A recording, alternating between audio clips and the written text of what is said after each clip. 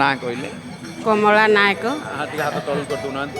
ହଁ କମ- ଆସିଛନ୍ତି ହଁ ମୋର କାଲକାଟାରେ ଘର, କିନ୍ତୁ ମୁଁ କାର୍ତ୍ତିକ ମାସରେ ଆଗ ଆସିବାର ପ୍ରତି କାର୍ତ୍ତିକ ମାସରେ ଏକାଦଶୀ କି କାଳିଆକୁ କହିଲି ମୋତେ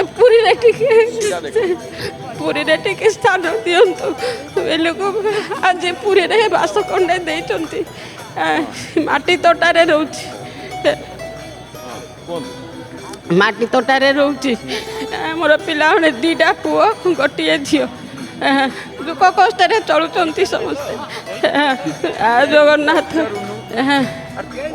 ଆଉ ଦିନେ ଦେବସ୍ନାନ ପୂର୍ଣ୍ଣମୀ କି ମୁଁ ଆସିଥିଲି, ଦର୍ଶନ କରିପାରିଲିନି, ଜଗନ୍ନାଥଙ୍କୁ ଦର୍ଶନ କରିପାରିଲିନି। ମୁଁ ଉତ୍ତର ଦ୍ୱାରରେ ଛିଡ଼ା ହେଇ କାନ୍ଦୁଥିଲି।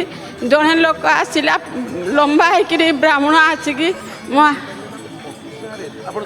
ହଁ ଲମ୍ବା ହେଇକି ବ୍ରାହ୍ମଣ ଜଣେ ଗୋରା ହେଇକି ରହିଥିଲେ, ମୋ ହାତକୁ ଧୋଇଲେ, ଧରିକି କହିଲେ କ'ଣ କାନ୍ଦୁଛ, ଯିବ ଦେଖିବ କାଳିଆକୁ? ମୁଁ କହିଲି ହଁ ବାପା ମୁଁ ଦେଖିବି, ଆସ ଆସ। ମୋ ହାତକୁ ଭିଡ଼ି ଧରିକିରି ନେଇଗଲେ, ମୋତେ 3 ଠାକୁର ଦର୍ଶନ କରାଇଲେ। ଅଭଡ଼ା ଆନନ୍ଦ ବଜାରକୁ ଆଣିଲେ, ଅଭଡ଼ା ଖୁଆଇଲେ।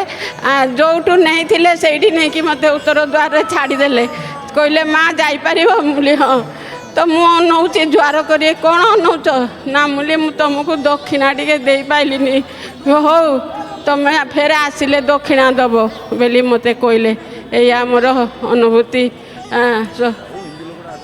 ହଉ ଜୟ ଜଗନ୍ନାଥ ଟିଭି ଦେଖନ୍ତି? ହଁ ଦେଖନ୍ତି, ସବୁବେଳେ ମୁଁ ଦେଖୁଛି, ପିଲାମାନେ ବି ଦେଖୁଛନ୍ତି ସମସ୍ତେ। ଆଉ କାଳିଆର ସବୁ ଅନୁଭୂତି ମୁଁ ଦେଖୁଛି। ହଉ ଜୟ ଜଗନ୍ନାଥ। ଧନ୍ୟବାଦ। ଜୟ ଜଗନ୍ନାଥ।